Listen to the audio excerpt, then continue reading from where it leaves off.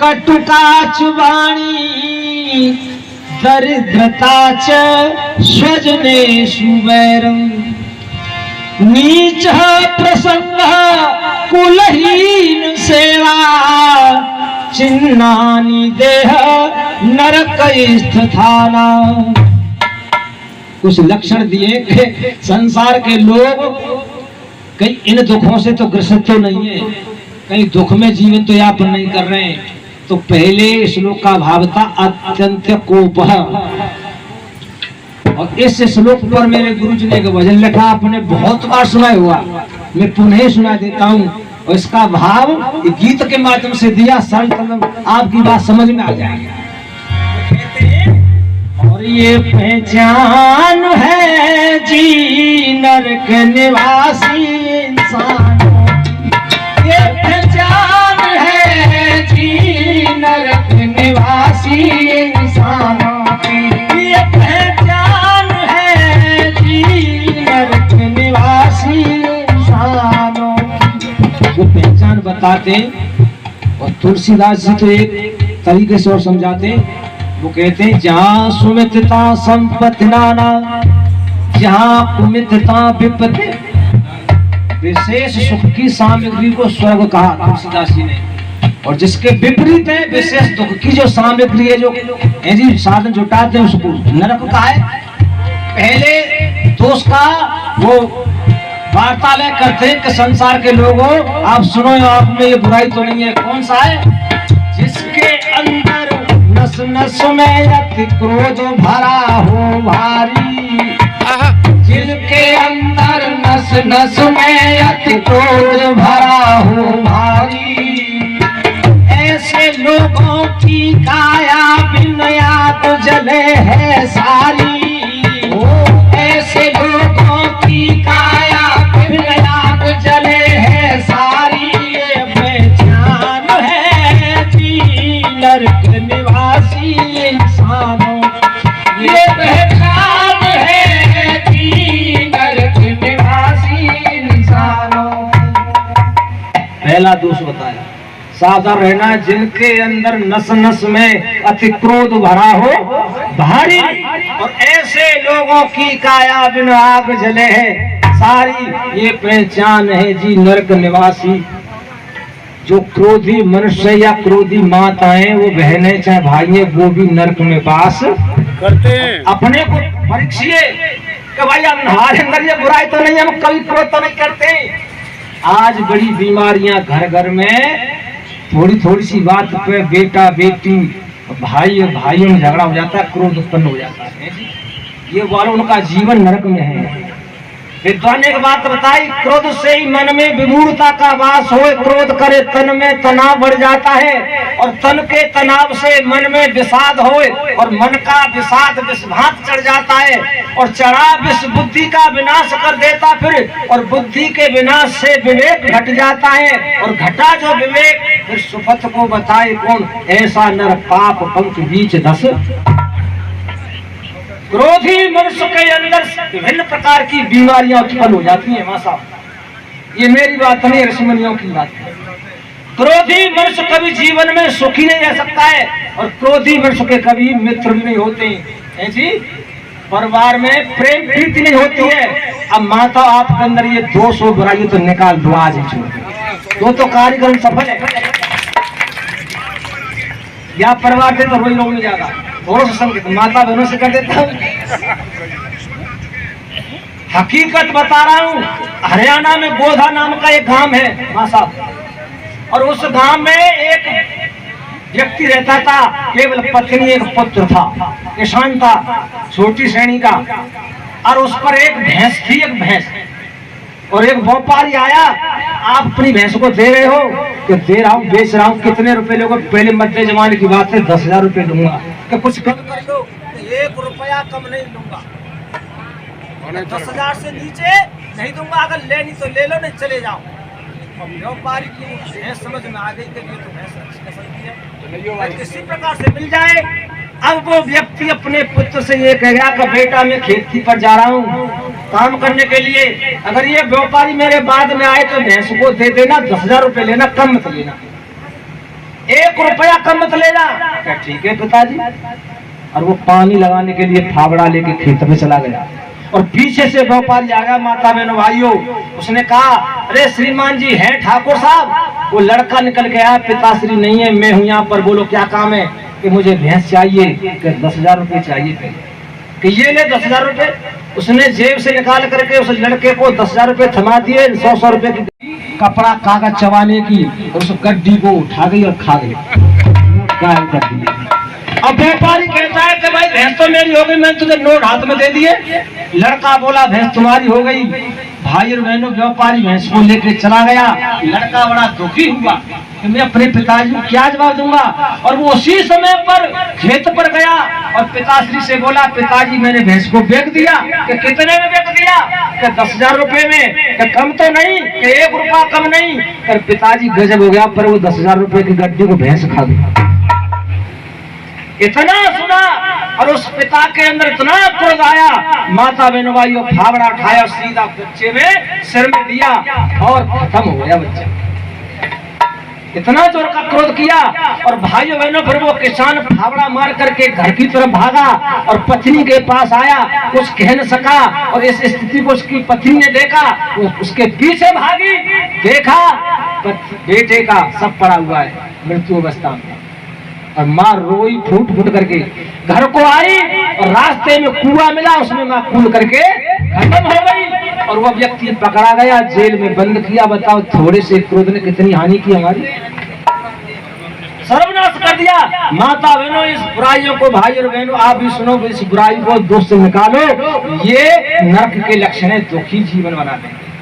जिनके अंदर नस नस में अति क्रोध भरा हो भारी, और ऐसे लोगों की काया बिना आग जले है सारी, ये पहचान है जी नरक निवासी। अब दूसरा दोस्त सुनो, बड़ी सुंदर बात बताई कहते हैं।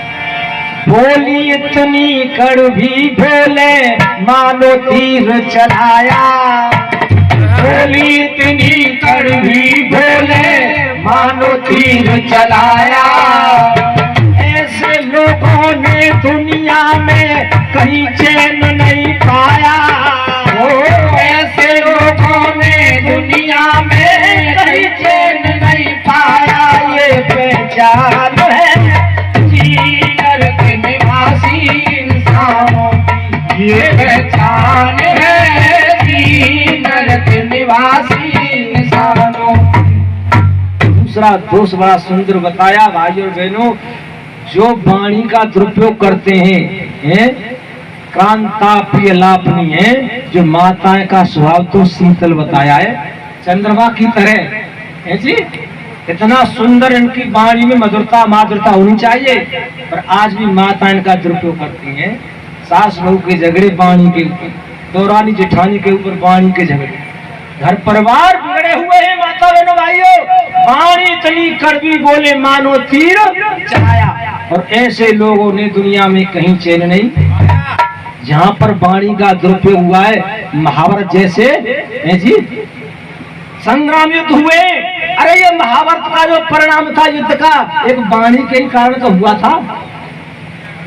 मैं वाणी को मैं थोड़ी सी आपके सामने बात रखना चाहता हूँ। जो व्यक्ति वाणी का दुरुपयोग करते उनके नतीजे क्या मिलते हैं। कवि ने बड़ी सुंदर लाइन लिखी, हरियाणा के मित्रोल के जो रतन सिंह हुए वहां साहब आपके नाम राशि, बड़े सुंदर कवि थे। वे उनके भजनों को नहीं गाते, बड़े विद्वान थे वो, कई भाषाओं का ज्ञान था उनको। बोल कहते हैं सदा समझ कर बोलो भाई, हेरा अपने मुख से बोली, कड़वी बोली लग जाती है जैसे लग जाए गोली। कड़वी बोली लग जाती है जैसे लग जाए गोली। सदा समझ कर बोलो भाई, अपने मुख से बोली, कड़वी बोली लग जाती है जैसे लग जाए गोली। लग जाती है जैसे लग जाए गोली। बचन तीखे भाषण से सुन सुन करके दुख होता, अपने भी हो जाए पराए बिल्कुल उल्टा रुख होता। वाणी के बाणों से अपना रिश्तेदार विमुख होता, मिष्ट वचन कोमल वाणी से सुन सुन करके सुख होता। मिष्ट वचन कोमल वाणी से सुन सुन करके होता। बोली के घाव की नहीं दवा, बोली के घाव की नहीं दवा, सारी दुनिया में टोली कड़वी बोली लग जाती है जैसे लग जाए गोली, कड़वी बोली लग जाती है जैसे लग जाए गोली। और इसकी व्याख्या तो तुम भजन के माध्यम से सुनो, बहुत समय हो जाएगा। मेरे बोली से आई रिश्तेदारी, बोली से सत्कार मिले, बोली से आई रिश्तेदारी, बोली से सत्कार मिले, बोली से खातिरदारी और बोली से अपने प्यार मिले। बोली से फूलों की वर्षा, बोली से फटकार मिले, बोली से सर कट जाते, बोली से कारागार मिले, बोली से सर कट जाते, बोली से कारागार मिले। मीठी बोली से ले जाता, मीठी बोली से ले जाता मंगत भर के झोली, कड़वी बोली लग जाती है जैसे लग जाए गोली, कड़वी बोली लग जाती है जैसे लग जाए गोली। कटु वचन तो किसी को प्रिय नहीं है जी, ये तो बड़ा दुखदाई होता है। लोग को कटु शब्द बोलना हमारी बहुत बड़ी हानि करता है। और यहाँ तक कितनी हानि हुई, कड़वा नीर बुरा होता है। अब यहाँ हम 2 दिन से विदेश नल के पानी पी, कितना मीठा है, और मीठे के साथ मासा ठंडा ठंडा, एसी से निकला हुआ, ऐसे फ्रिज से निकाला हो पानी। तो हमारे यहाँ भी मीठे, जो जिस गांव में रहता हूँ उस भूमि जावरा में, वहाँ भी नहर का पानी, नहर पास में है, पर लेकिन इतना ठंडा नहीं है। क्या विशेषता है, तो कहते कड़वा नीर तो आई कोई भी पसंद नहीं करता है, उस वाणी को कौन पसंद करेगा है जी। कड़वा नीर बुरा होता है महिमा गंगा जल की, कड़वी बोली पर लड़ जाती जनता भूमंडल की। सुंदर सुर में मीठी बोली मन भाती कोयल की, करकस शब्द काग के सुर पे करे तारना हल्की, करकस शब्द काग के सुर पे करे तारना। घृणा उसकी बोली से, घृणा उसकी बोली से नहीं भैंस किसी की खोली, कड़वी बोली लग जाती है जैसे लग जाए गोली, कड़वी बोली लग जाती है जैसे लग जाए गोली। आचार्य बोलती है ये तो इतना मधुर कंठ है, कहते हैं कि भाई ये अंजलि जी उनके सामने फेल है और सरिता जी भी पूरन सिंह तक क्या चीज है। इतनी सुंदर बोली कोयल की, ऐसी अच्छी सुंदर लगती है। और वो शब्द काग के सुन करके लोग घृणा करते हैं जी। कागा किसका धन है और कोयल किसको दे, एक मीठे ही शब्द सुना करके जग अपनो। इस वाणी में सब कुछ है भाई बहनों। घृणा उसकी बोली से नहीं भैंस किसी की, काग ने किसी की भैंस बोली ने चोरी की है, घृणा करते। इसकी भाषा सही नहीं, कटु भाषा है। और यहाँ तक नहीं माताओ, बड़ी सुंदर बात कही उस कवि ने, बड़ी सुंदर चर्चा। बोली ने भाई दुर्योधन की जंगा को तुड़वाया था, बोली ने दुर्योधन की जंगा को तुड़वाया था। भीम के द्वारा दुशासन ने सीना चिरवाया था। उस खान सलामत का सर धड़ से अलग उतरवाया था। गोली चाटी जवाहर सिंह जब पुष्कर में आया था।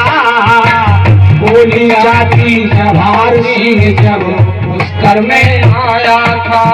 गोली से शिशुपाल हुआ, गोली से शिशुपाल हुआ, भरत की भोली करनी भोली लग जाती है, जैसे लग जाए भोली करनी भोली लग जाती है, जैसे लग जाए भोली। और आगे बताया, जब राजसूय यज्ञ किया था पांडवों ने तो सबसे अग्र है जी पदार्पण किसको दिया, किसको मुख्य अतिथि के रूप में चुना गया, कृष्ण को। तो उनका बुआ का लड़का शिशुपाल विरोधी हो गया, वो गाली देने लगा है जी, पानी का दुरुपयोग किया और सहस्रों गाली दे गया।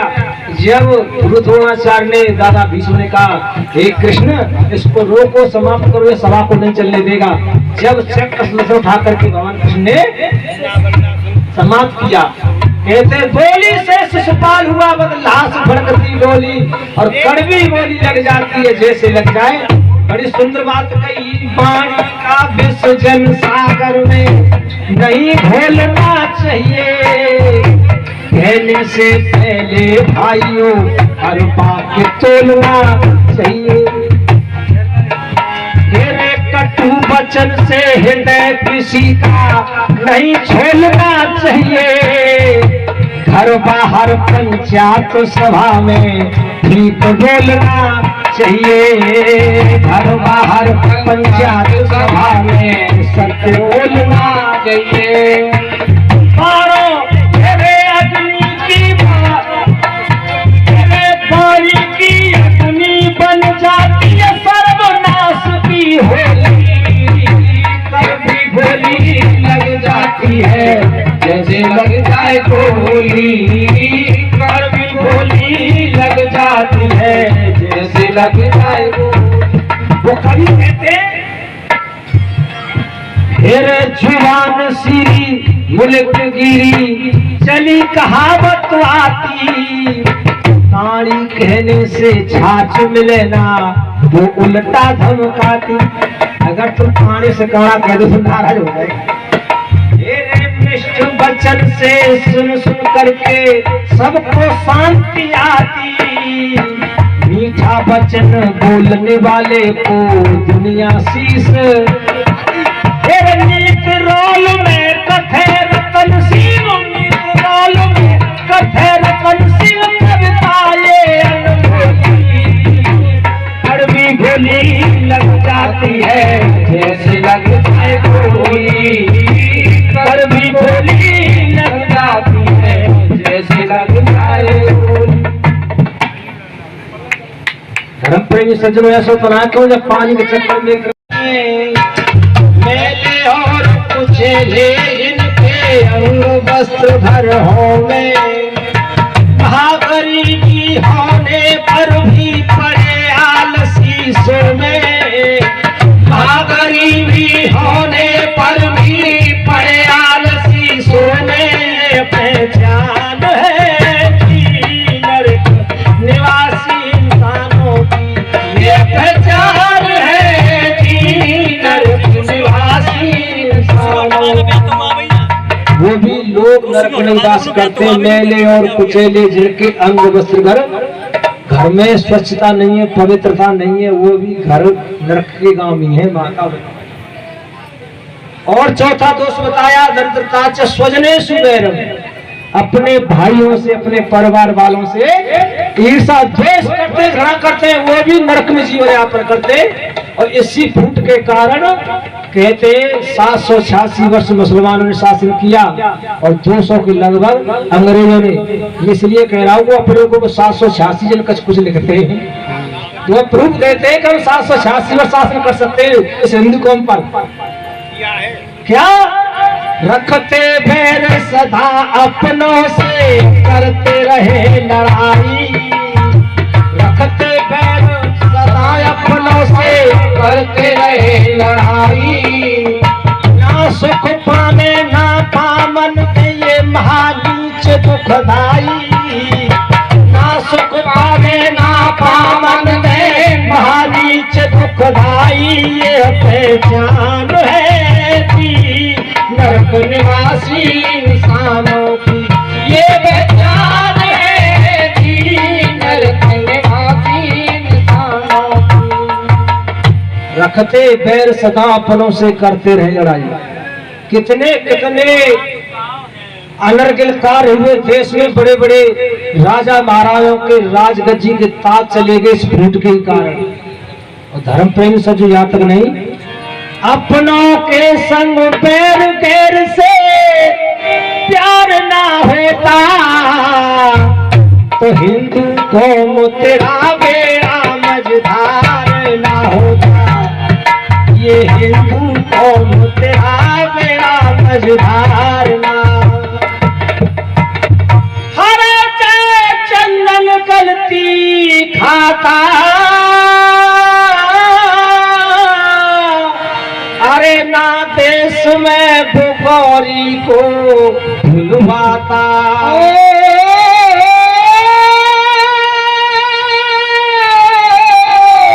देश में गोरी को भुलवाता। ना देश में जुल्म सितम भूलता। 17 बार भारत पर उसका पार न होता। राज के संग में अत्याचार ना होता। अपनों के संग बैर बैर से प्यार ना होता। हिंदू कौम तेरा बेड़ा मझधार। अरे महाराणा प्रताप शिवा संग होते। अरे मौत के घाट यवन सब सोते। ओ नहीं बैरागी दुखड़ा ढोते। वो गंगाली गंगू भ्रमण बदकार ना होता। गुरु गोविंद का अंश वंश विस्मार ना होता। अपनों के संग बैर बैर से प्यार ना होता तो हिंदू कौम तेरा बेड़ा मझधार ना। भाइयों बहनों, अपनी भूख आपको गुरुओं ने मौका दिया है। पंडित कह रहे थे कि स्वर्ग तो ऊपर होता है जी, वैकुंठ तो ऊपर होता है। सारे जितने धर्म के स्थल है, क्षीर सागर है, वो ऊपर होता है। तो इसलिए आप कहते हैं कि स्वर्ग तो ऊपर है। अब ये बात पूछो पंडित जी, स्वर्ग ऊपर है तो तुम नीचे कहाँ कर रहे हैं? बोरी बिस्तरा उठा तुम ऊपर जाओ। कभी कहते हैं ऊपर नीचे नरक नाम की कोई है नरदेव जहाँ तुक है बस समझो नरक वही है नरदेव जहाँ तुक है बस समझो नरक वही है। ये पहचान है जी नरक निवासी इंसानों की। ये पहचान है जी नरक निवासी इंसानों की। ये थोड़ी सी चर्चा मैंने चाणक्य के श्लोक के माध्यम से आपको मध्य में कही। आपने बड़े धैर्य पूर्वक सुना, आपका बहुत बहुत धन्यवाद। और इतनी संग आगे का कार्यक्रम